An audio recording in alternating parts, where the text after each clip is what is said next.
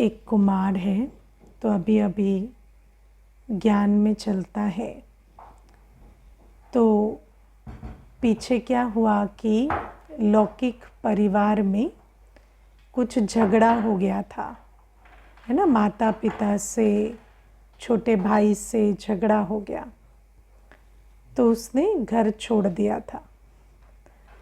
फिर रहता है आसपास, तो फिर सेंटर आने लगा, कोर्स करने लगा। घर वालों का फ़ोन भी नहीं उठाता था, बात भी नहीं करता था। फिर अभी उसके पिताजी की तबीयत खराब हो गई थी, तो फिर गया था घर।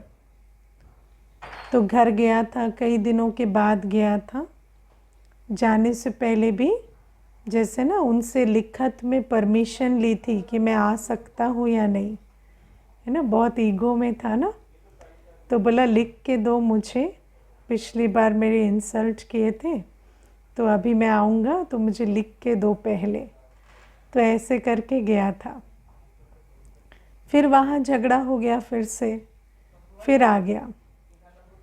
तो फिर कल मुझे कहता था कि अब पिताजी बीमार हैं, अच्छा नहीं लगता कि मैं यहाँ आकर बैठ गया, लेकिन वहाँ जाता हूँ तो बात सुनने की शक्ति भी नहीं है ना। तो मैंने कहा कब लौटे?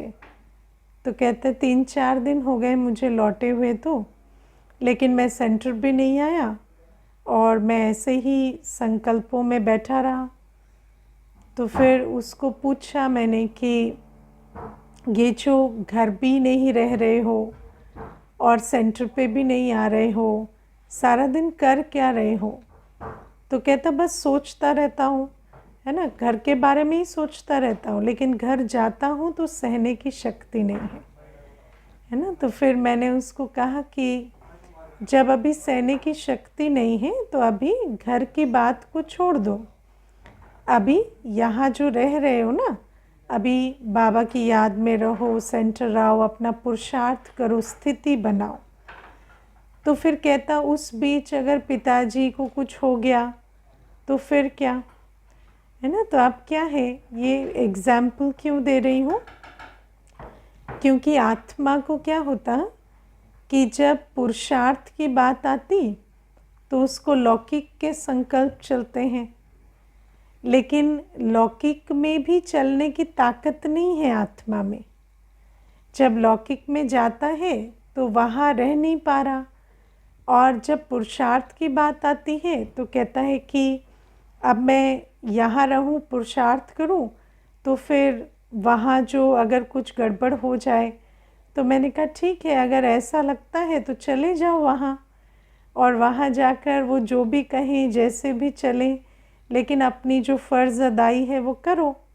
तो कहता पर उनकी बातें सुनने से ना कानों से वैसे तो खून नहीं निकलता, लेकिन ऐसे खून सा निकल आता है तो सुनने की भी ताकत नहीं है और न्यारा होने की भी ताकत नहीं है ना। तो फिर मुझे कहता कि मैं वैसे आपको अपने दिल की बात कहूँ, मैं कभी कभी बाबा को कहता हूँ, बाबा ऐसे ही क्यों नहीं मेरे परिवार वाले एकदम बदल जाते, है ना, एकदम जैसे जैसा उनका स्वभाव है एकदम बदल जाए, कुछ ऐसा जादू हो जाए कि अगली बार मैं जाऊं तो सब प्यार से बात कर रहे हो, सबके अंदर सेंसिबिलिटी हो। अभी तो वो ऐसी बातें करते हैं ना जिसका ना सर होता है ना पैर होता है, ऐसा लगता है जैसे पता नहीं इनका दिमाग कहाँ है। लेकिन ऐसा नहीं हो सकता कि अगली बार मैं जाऊं तो सब कुछ बदल गया हो।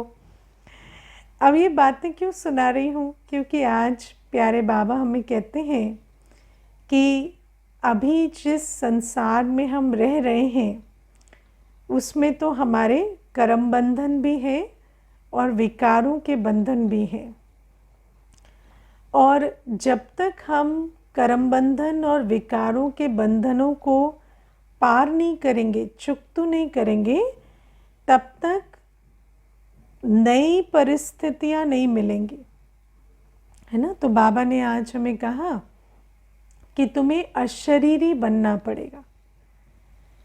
तो ये जो एग्जाम्पल दे रही थी ये इसलिए दे रही थी कि हम सोचते हैं कि सब कुछ नेगेटिव है और नेगेटिव से सीधा पॉजिटिव हो जाए, है ना।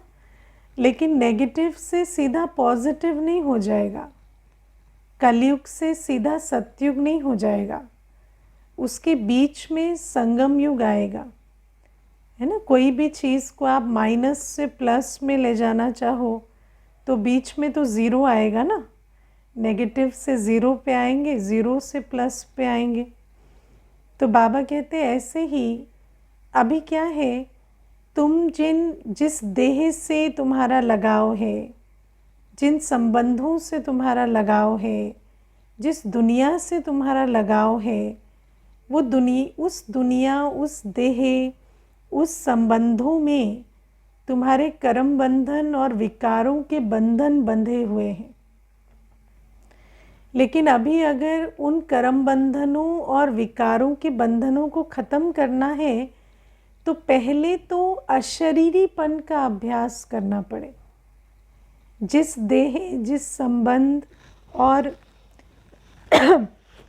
जिन पुरानी दुनिया के द्वारा ये कर्म बंधन और विकारों के बंधन प्रस्तुत होते हैं, उस सबसे पहले अपने आप को न्यारा करना पड़े और न्यारा करके बाबा की याद से, बाबा की श्रीमत पर चल अपने को पवित्र बनाना पड़े, है ना। हम सोचते हैं कि देह में आज रोग है, देह तकलीफ़ देती है, देह में 50 तरह की प्रॉब्लम्स आती हैं, तो अचानक देह जो है कंचन काया ऐसे ही बन जाए, है ना। लेकिन जिस देह से आपका लगाव है और जिस देह के द्वारा पुराने कर्म बंधन, विकारों के बंधन सामने आ रहे हैं, उस देह से पहले हमें न्यारा बनना पड़ेगा, है ना। ये देह ऐसे ही ठीक नहीं हो जाएगी, पहले तो हमें इस देह से न्यारा बन, इसकी फ़िक्र छोड़, बाबा की याद में रहे, स्वयं को पवित्र बनाने की फ़िक्र करनी पड़ेगी। और उसके बाद जब हम पवित्र बनेंगे तो फिर देह भी नहीं मिलेगी, है ना। तो ये जो पहले संगम युग में हमें अशरीरी बनना पड़ेगा। हम कभी कभी सोचते हैं कि शरीर, संबंध, परिस्थितियाँ ऑटोमेटिक बुरे से ठीक हो जाए, है ना, विपरीत से जो है वो अनुकूल हो जाए। लेकिन बाबा कहते हैं ऐसे नहीं होगा।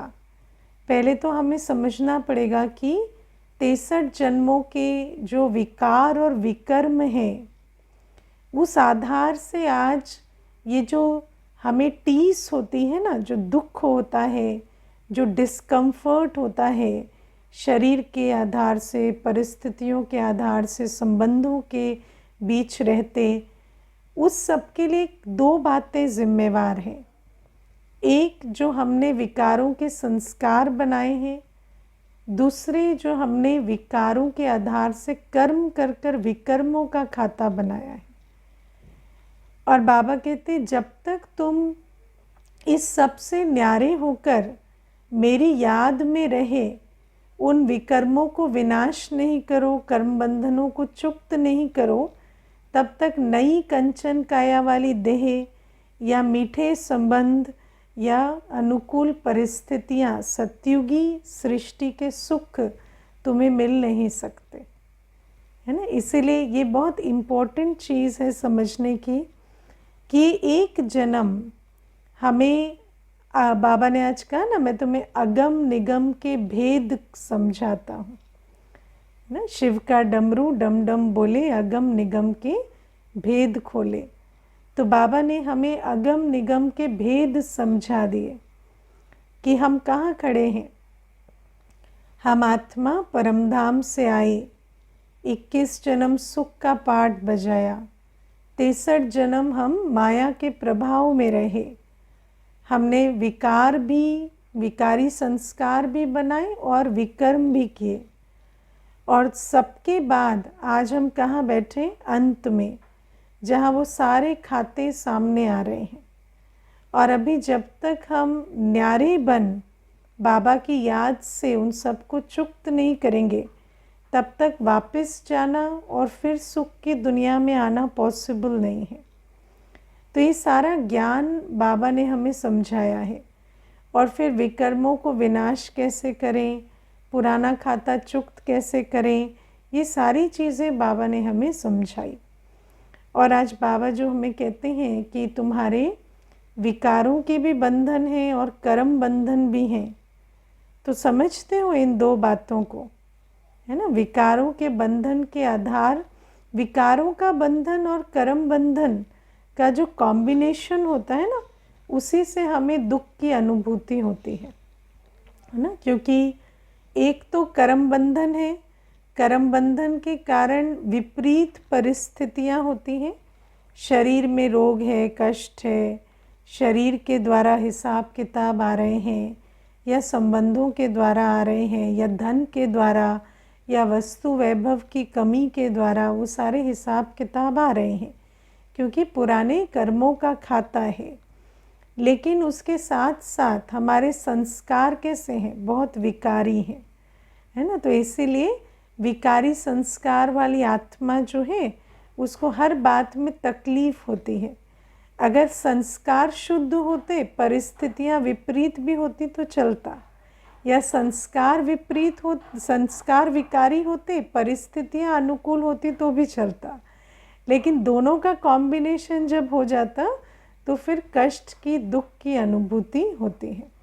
इसलिए बाबा हमें कहते कि अब तुम अशरीरी बन जाओ। अशरीरी बन जाओ माना अपने आप को देह के धर्मों, संबंधों, परिस्थितियों से भी न्यारा करके देखो, और अपने स्वभाव संस्कारों से भी अपने को न्यारा करके देखो, और बाबा के साथ सर्व संबंधों का सुख अनुभव करते हुए अपने श्रेष्ठ संस्कारों को इमर्ज करते हुए विकर्मों को विनाश करो, है ना। क्योंकि जब तक न्यारे नहीं रहते, अटैच होते हैं, तो जिससे अटैच होते हैं उसकी उस चीज़ की परिस्थिति, वो दुख आत्मा को अनुभव होने लगता है। इसलिए बाबा आज हमें ये बात समझाते हैं कि ऐसा नहीं हो सकता कि एकदम से तुम कलयुग से सतयुग में चले जाओ। पहले तो तुम्हें ये पूरा पुरुषार्थ करना पड़ेगा, कर्म बंधनों को भी चुक्त करना पड़ेगा और विकारों के बंधनों को भी अपना ख़त्म करना पड़ेगा, है ना। आपके अंदर कौन कौन से विकारों के बंधन है? बंधन है ना, कहते हैं ना कि मेरे मुख से निकल जाता है, मैं क्रोध कर देता हूँ, मेरे से इतना धैर्य नहीं रहा जाता, धैर्यता का गुण नहीं है, या मेरे अंदर बहुत इम्पेशंस आ जाती है, या मेरे अंदर संकल्प चलने लगते हैं, ओवर थिंकिंग का संस्कार है। तो ये सब क्या है? ये विकारों के बंधन हैं जो हमारे अंदर अभी चलते हैं। और दूसरे कर्म बंधन है। कर्म बंधन क्या होते हैं? विपरीत परिस्थितियाँ। अब विपरीत परिस्थिति आप किसे कहेंगे, है ना। तो एक चीज़ हम यहाँ समझेंगे कि ज्ञानी के लिए विपरीत परिस्थिति और अज्ञानी के लिए विपरीत परिस्थिति अलग अलग होती है ना। मानो विपरीत परिस्थिति का जो स्वरूप है वो ये है कि सुबह सुबह आपके आसपास 3:30-4 बजे, है ना, कोई फैक्ट्री है जहाँ पर काम शुरू हो जाता है, तो अज्ञानी के लिए तो बहुत बड़ी विपरीत परिस्थिति है।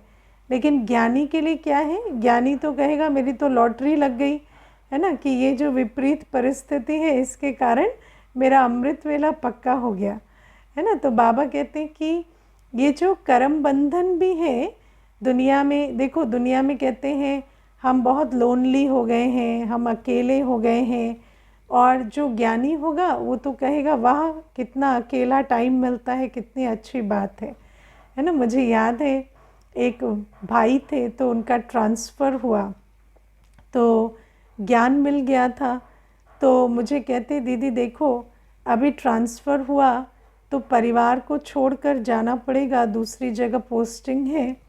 अगर ज्ञान नहीं मिला होता तो मैं इस समय बहुत दुखी होता कि अभी ट्रांसफ़र हो गया है तो अभी सबके बिना कैसे मैनेज करूँगा।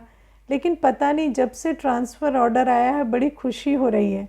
अब आप ये नहीं समझना कि मुझे कोई भाग जाने की खुशी हो रही है लेकिन मुझे इस बात की खुशी है कि जब घर में रहता हूँ तो कई बार सोचता हूँ कि भोजन खुद से बनाऊँ या चाय ही बनाऊँ या कुछ बनाऊँ, लेकिन फिर कभी आलस आ जाता है, कभी युगल कह देती हैं कि कोई बात नहीं, अब कल बना लेना, आज मैं ही बना देती हूँ, तो फिर उस कारण से रुक जाता था। लेकिन अभी क्या है कि अभी वहाँ जाऊँगा तो फिर अपना भोजन भी स्वयं बनाऊँगा, पुरुषार्थ भी करूँगा और फिर वहाँ टाइम भी बहुत मिलेगा, क्योंकि यहाँ पर अनेक जिम्मेवारियाँ रहती थी। और मैं ऐसा समझता हूँ कि अगर मुझे चॉइस मिलती तो शायद ऐसे लेता नहीं, लेकिन ड्रामा अनुसार ये बहुत अच्छी चीज़ हुई है। तो मैं जब तक वापस आऊँ, मैं चाहता हूँ मैं अपनी स्थिति ऐसी बना लूँ कि जब वापस आऊँ तो भी मुझे संकोच ना हो कि मैं भंडारे में घुस के खाना बना रहा हूँ या है ना भोजन बनाऊँ, या बच्चों के लिए भी मैं बनाकर पैक कर दूँ। तो मुझे ऐसा लगता है मेरी अवस्था परिपक्व होने के लिए बहुत अच्छा मुझे अवसर मिला है। तो आप देखो कि जब हमें ज्ञान मिल जाता है तो ज्ञानी के लिए परिस्थितियाँ जो होती हैं, कौन सी परिस्थिति विपरीत है और कौन सी परिस्थिति अनुकूल है, उसकी परिभाषा भी जैसे बदल जाती है ना। एक बार एक माता आई थी तो बहुत रोती थी कि मुझे संतान प्राप्ति नहीं हुई, मुझे बच्चे का सुख नहीं मिला, तो ऐसे बहुत रोती थी। तो उसको फिर समझाया कि अगर ज्ञानी की दृष्टिकोण से देखें तो आप तो कर्म बंधन मुक्त हैं, आप चाहें तो ईश्वर को अपना सारा जीवन समर्पण कर सकते हैं, है ना, अपना समय संकल्प सब कुछ दे सकते हैं, बाबा को अपना अकेला बच्चा बना सकते हैं। तो फिर उसको बहुत खुशी हुई वो बात जानकर। तो बाबा हमें कहते हैं एक तो ज्ञान मिलने से ही, ज्ञान को धारण करने से ही कई कर्म बंधन, तो जो पहले कर्म बंधन लगते थे वो अब कर्म बंधन नहीं लगते, लेकिन फिर धीरे धीरे बुद्धि का ताला खुल जाता है। तो जो चीज़ें पहले लगती थी कि ये बहुत सौभाग्य की बात है, वो कर्म बंधन लगने लगते हैं, है ना। जैसे पहले ये नहीं पता था कि अगर पवित्र बनना चाहेंगे, अगर लोभ मोह से छूटना चाहेंगे, नष्ट मोहा बनना चाहेंगे, तो फिर कोई आपत्ति होगी। लेकिन अभी समझ में आता है कि अपनी जीवन में पवित्रता की धारणा, चाहे भोजन की, चाहे है ना शारीरिक पवित्रता, चाहे कोई भी और प्रकार से जब पवित्र बन रहे हैं तो या नष्ट मोहा बन रहे हैं, तो हर एक को जैसे थोड़ी सी तकलीफ़ होने लगी है। तो ये सारी बातें अब लगता है कि हाँ ये कर्म बंधन है, या अपने जो विकारी स्वभाव संस्कार हैं जिस कारण से वो पुरुषार्थ, वो सेवा नहीं कर पाते जो हमें करनी चाहिए, वो कर्म बंधन है। मानो किसी को नींद आती है ज़्यादा, या आलस का संस्कार है, या आराम पसंदी है, या विकार का संस्कार अपने अंदर बहुत है, क्रोध है, तो पता चलता है कि हाँ ये हमारे विकारों के बंधन है, ये हमारे कर्म बंधन है। और बाबा कहते जब तक, और इन सब का जो ट्रिगर पॉइंट होता है वो पुरानी दुनिया से लगाव होता है, देहाभिमान होता है।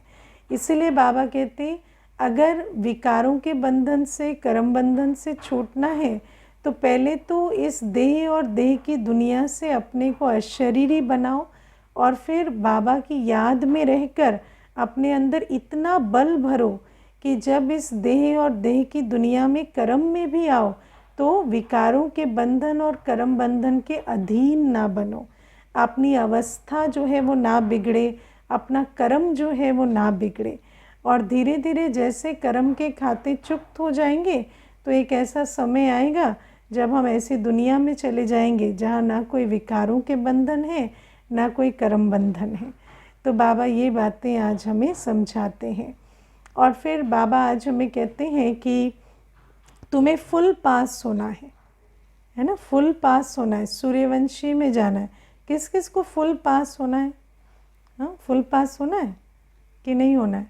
हाँ, तो फुल पास होना है, सूर्यवंशी में जाना है। तो बाबा ने आज दो बातें कही, निर्भय बनो और निर्वैर बनो, है ना, निर्भय बनो और निर्वैर बनो। और निर्भय बनना जो मेरा अपना भी निजी अनुभव है कि माया के जो दो रूप हैं, आकर्षण और भय, है ना। माया के सबसे बड़े दो रूप क्या है? आकर्षण और भय।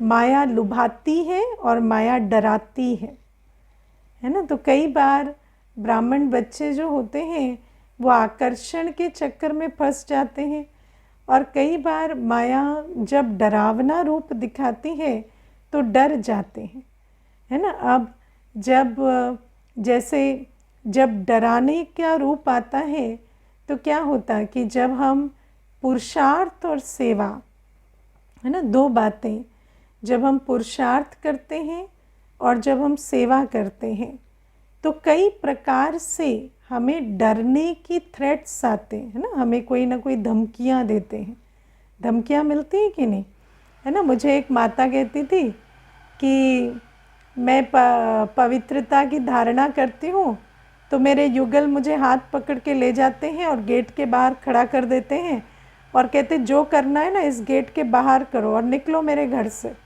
और मुझे नहीं रखना है तुम्हें। तो फिर मैंने कहा उसके बाद क्या करते हैं? तो कहती फिर अंदर चले जाते हैं। तो मैंने कहा गेट, कहती गेट तो खुला रहता है। तो फिर कहती दीदी बार बार ऐसे करते हैं, मैं क्या करूं? मैंने कहा गेट तो खुला है ना, फिर अंदर चले आओ। है ना। फिर कहती किसी दिन गेट पूरा बंद कर देंगे तो। मैंने कहा अगर करना होता तो पहले ही दिन कर देते ना, गेट बंद नहीं करेंगे। आप डरो नहीं, है ना। वो बाहर ले जाके खड़ा करते, आप फिर अंदर आ जाओ, उसमें क्या बड़ी बात है ना। मुझे एक बार मैं आपको बताऊं, एक किसी ने कहा कि मेरा सामान बाहर फेंक दिया, तो मैंने कहा फिर क्या, फिर आप अंदर ले आओ, उसमें इतनी शर्म की क्या बात है? आपका घर है, जिसका उन्होंने समझा मेरा घर है तो सामान बाहर फेंक दिया, आप भी अपना घर समझकर अंदर ले आओ। और ऐसे थोड़ी है कि जब शादी हुई है तो फिर जितना हक उनका है उतना आपका है। वो जितनी अथॉरिटी रखते हैं फेंकने की, आप उतनी अथॉरिटी रखो अंदर लाके फिर से सेट करने की, है ना। तो इतनी अथॉरिटी अपने ही संबंध में, अपने ही घर में नहीं रखेंगे तो कैसे चलेगा। तो बाबा हमें कहते हैं कि इतना डरना नहीं है, क्योंकि ये जो माया है ना ये डराती है। लेकिन इसमें एक बात जो हमें समझनी है वो ये कि बाबा की मदद उन बच्चों को मिलती है जो सच्चे दिल से पुरुषार्थ करते हैं, है ना। तो अगर अपने पुरुषार्थ में, अपनी सच्चाई में कोई कमी है तो उसको चेक करें, है ना। क्या सचमुच हम जो भी कर रहे हैं बाबा के लिए कर रहे हैं? वो ऑनेस्टी हमें चेक करनी होती है। क्योंकि कई बार क्या होता, बच्चे कहते हैं कि हम बाबा की श्रीमत पर चलते हैं और हमें बहुत विघ्न आते हैं, लेकिन मैं ऐसा समझती हूँ कि बाबा की श्रीमत पर जब हम चलते हैं तो बाबा की मदद हमें ज़रूर मिलती है। लेकिन कहीं ना कहीं जो हम श्रीमत पर चल रहे हैं, हाँ चल तो रहे हैं, लेकिन उसमें कंप्लीट ऑनेस्टी नहीं है, कहीं ना कहीं कुछ ना कुछ और बात है। इसी कारण से ही ये इतनी सारी बड़ी बातें होती हैं। क्योंकि सच में अगर पवित्रता है तो पवित्रता में तो बहुत आकर्षण होती है, और आज नहीं तो कल पवित्रता की आकर्षण खींचने लगती है और वो बात भी जो है वो ख़त्म हो जाती है। तो बाबा हमें कहते तुम सच्चे दिल से अगर पुरुषार्थ कर रहे हो और श्रीमत पर चल रहे हो तो मेरी मदद तुम्हें मिलेगी, और तुम डरना मत, है ना।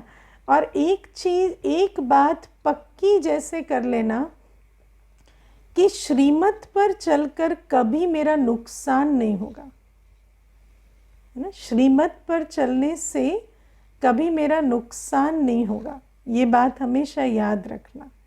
अगर आप श्रीमत पर हैं, अगर आप सच्चे दिल से बाबा की श्रीमत पर पुरुषार्थ कर रहे हैं, सच्चे दिल से सेवा कर रहे हैं, तो किसी मनुष्य की ताकत नहीं है कि वो आपका कोई नुकसान कर सके, है ना। हाँ वो डरा सकता है, डर, अपने डर से आप कुछ नुकसान ज़रूर कर सकते हैं, लेकिन कोई मनुष्य आपका नुकसान नहीं कर सकता, है ना। मुझे एक माता बहुत अच्छी बात बताती थी कि उनके युगल जो हैं उन्होंने क्या किया कि ताला बंद कर दिया, है ना, कमरे का ताला बंद कर दिया बाहर से, और जो अलार्म क्लॉक लगा के सोती थी कि सुबह अमृत वेला उठे, उस अलार्म क्लॉक को फेंक दिया और उनका ताला बाहर से बंद कर दिया कमरे का, और बोला देखता हूँ कैसे उठती है और कैसे योग लगाती है कल, है ना, बहुत योगी बन रही है। तो इस प्रकार से उनको बंद करके छोड़ दिया। तो जब बंद कर दिया तो माता बाबा को याद करके रात को सो रही थी, तो बाबा को उन्होंने कहा कि बाबा देखो, मैं तो आपकी याद में सो रही हूँ और अलार्म क्लॉक तो है नहीं, तो आपको जैसे भी उठाना हो उठा देना अगर आँख खुल जाएगी तो फिर तो उठ के बैठ जाऊँगी। तो फिर क्या हुआ कि जितने बजे वो रोज़ उठती थी, 3:30 बजे, उस समय पर छोटा बच्चा जो है उनका वो जाग गया और वो माँ को ढूंढते ढूंढते उस दरवाज़े तक चला गया जो डोर लॉक्ड था, और उसको पीटने लगा बहुत ज़ोर ज़ोर से और रोने लगा। और जो पिताजी थे उनको आकर दरवाज़ा खोलना पड़ा, क्योंकि बच्चा इतना ज़िद करने लगा, रोने लगा कि दरवाज़ा पिताजी को खोलना पड़ा। और जैसे ही वो दरवाज़ा खुला तो सामने घड़ी थी और वो एग्जैक्ट टाइम था जब वो रोज़ उठती थी, और युगल को भी ये बात मालूम थी कि इतने बजे उठती हैं। तो युगल ने भी वो टाइम देखा और उस दिन उन्होंने ये समझा कि शायद कोई परमात्म शक्ति यहाँ पे इन्वॉल्व है, तो मुझे इसको और तंग नहीं करना चाहिए। तो उस कारण से अगली बार से उनको कुछ नहीं कहा। उन्होंने कहा जो करते हो करो, मरो जो करना है, लेकिन मैं और आगे से नहीं कहूँगा, बाकी तुम्हारी मर्ज़ी है। तो नाराज़गी में ही कहा, लेकिन उसमें उसके बाद से और उनको तंग नहीं किया। तो ये भी क्या है, देखो बाबा की मदद भी मिलती है, हर प्रकार से सब कुछ होता है। अगर सच्ची दिल से हम पुरुषार्थ कर रहे हैं, सच्ची दिल से सेवा कर रहे हैं और हम किसी को दुख नहीं दे रहे, भले ही कोई कितना भी कुछ कर रहा है, अगर हम अपनी तरफ से कोई क्रोध नहीं कर रहे, दुख में नहीं आ रहे, देह अभिमान में नहीं आ रहे। देखो जब कोई डराता है, जब कोई आपको तंग करता है, तो उस समय पर हमें बाबा की याद में रहकर सहनशीलता से चलना होता है और बाबा को पुकारना होता है। अगर हम लॉ अपने हाथ में स्वयं ही उठा लेंगे कि यहाँ तो मुझे ही फैसला करना है, तो फिर बाबा क्यों मदद करने आएंगे। लेकिन अगर हम लॉ अपने हाथ में नहीं उठा रहे और हम बाबा की याद में सहनशील होकर चल रहे हैं, तो बाबा की मदद भी मिलती है और वो कर्म बंधन भी सेटल हो जाता है। तो इसीलिए बाबा कहते हैं कभी भी डरना नहीं है, अपने पुरुषार्थ को लिमिट नहीं करना। आप पवित्रता का पुरुषार्थ करेंगे, आप सेवा करेंगे, बहुत सारे प्रकार के विघ्न आएंगे, लेकिन बाबा कहते हैं उन विघ्नों से आप डरना नहीं। लेकिन डरना नहीं का मतलब ये नहीं डेयर डेविल बन जाना। आजकल तो दुनिया में कहते हैं ना डेयर डेविल माना जिसमें बहुत हिम्मत होती है वो अपनी आसुरी शक्तियों का प्रदर्शन करने लगते हैं, है ना। तो ऐसे नहीं कि हम तो डरते नहीं हैं, तो आप एक कहेंगे तो हम 4 कहेंगे, वो वाली बात नहीं है। वहाँ पर हमें बाबा की याद के बल से, अपने गुणों के बल से, बाबा की मदद के बल से, सहन शक्ति के बल से हमें चलना होता है। और उस समय पर अगर हम अपने स्वमान में रहकर बाबा की याद में रहकर चलते हैं, तो बाबा की मदद भी हमें मिलती है। तो बाबा हमें ये बातें कहते हैं। और अगर हम अपने विकर्मों का खाता बना रहे हैं, तो लॉ तो हम अपने हाथ में ले ही रहे हैं, फिर बाबा को हमारी मदद करने की क्या ज़रूरत है। बाबा भी साक्षी हो जाएगा कि ये तो माया के अस्त्रों शस्त्रों से लड़ ही रहे हैं, फिर मुझे आकर अपनी मदद देने की क्या आवश्यकता है। तो ये बाबा हमें कहते हैं कि तुम्हें सूर्यवंशी पद पाना है तो बिल्कुल निर्भय रहो, पीछे मत हटो और ना ही किसी से लड़ो, है ना। तुम्हें बस बाबा की याद में रहकर अपना कर्म करते रहना है। तो बाबा कहते ये। दूसरा, निर्वैर बनो। ऐसा भी नहीं कि विघन डालने वाले के प्रति आपके मन में नाना प्रकार के संकल्प चल रहे हैं और उनके प्रति आपकी भावनाएं विकृत हो चुकी हैं, तो उसमें भी क्या हुआ कि हम तो फिर वही कलयुग का सिद्धांत कि गलत के बारे में गलत सोचना गलत नहीं है ना, उसी को अपना रहे हैं। तो बाबा कहते तुम्हारी संगम युग की शिक्षाएं कहाँ गई कि कोई कितने भी विघन डाले तुम उन पर फूलों का हार चढ़ाओ, चाहे ही कोई कितना भी करे, आप अपने दिल को कभी भी मैला नहीं करो, है ना। जिसने जो किया आपने संस्कारों वश किया, आपका क्या गया? कोई आपका भाग्य छीन सकता है क्या? कोई कुछ भी करे, आपका भाग्य तो आपके कर्मों से बनता है। आप हिम्मत वाले हैं, आपने अपना कर्म किया है तो आपका भाग्य कोई छीन नहीं सकता। और जिसने आपका भाग्य ही नहीं छीना, उससे क्या दुश्मनी है आपकी उससे क्या वैर है आपका, है ना। तो हमें ये बात समझनी है कि हमारा कोई वैरी नहीं है, हमारा कोई दुश्मन नहीं है। जिसने जो भी किया अपने संस्कारों अनुसार अपने कर्म का खाता बनाया, उसमें ना हमें कोई दुख है, ना हमें कोई डर है, और ना ही हमें कोई ऐसे वैर की भावना है कि ये अच्छे नहीं है या इनके साथ हमारी कोई, है ना, वैर भाव है, कुछ भी नहीं। क्योंकि बाबा कहते कि तुम्हारे कर्म की गति, तुम्हारा भाग्य तो मेरे हाथ में है। तो किसी मनुष्य का ना तुम्हारे साथ राग है ना वैर है ना, ना तुम्हारा कोई मोह है किसी के साथ, ना तुम्हारा किसी के साथ वैर है। और ये वैर की जो बात है, ये बहुत सावधान रहने की बात है। क्योंकि कई बार क्या होता कि परिस्थिति आती है, आप उसमें हिम्मत का कदम भी बढ़ा देते हैं और उस परिस्थिति को भी पार कर लेते हैं, लेकिन जो भी निमित्त बने उन परिस्थितियों को लाने के, उनके लिए अंदर में कोई ना कोई एक दुर्भावना आ जाती है। लेकिन एक चीज़ हमें समझनी है कि मन तो अपना है ना, दिल तो अपनी है। अगर किसी के लिए भी कोई भावना उस दिल में आती है तो फिर दिल किसकी मैली होती है? अपनी मैली होती है, और कर्म भी अपना बनता है। इसीलिए निर्भय और निर्वैर रहना है।